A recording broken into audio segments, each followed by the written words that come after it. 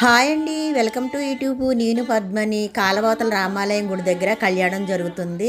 మరి వచ్చేయండి, శ్రీరాముడిని సూద్రిగేని ఎంత కలక వైకుంఠంగా ఉందో చూసారా.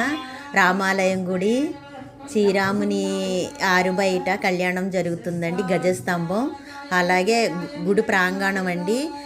లోపల శ్రీరాముడు చూసారు ఎంత అందంగా ఉన్నారో. జనాలు కళ్యాణం చూస్తున్నారు. చల్లని పందిళ్ళు వేసారండి.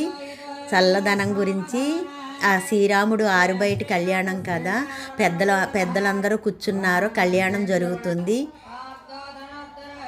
చూడముచ్చటగా ఉన్నారు కదూ.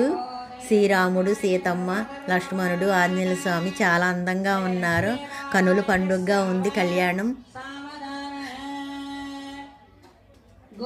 అందరూ కూర్చున్నారండి. కళ్యాణం జరుగుతుంది. మరి మీకు కూడా శ్రీరామనవమి శుభాకాంక్షలండి. ఉంటాను, మీ పద్మని.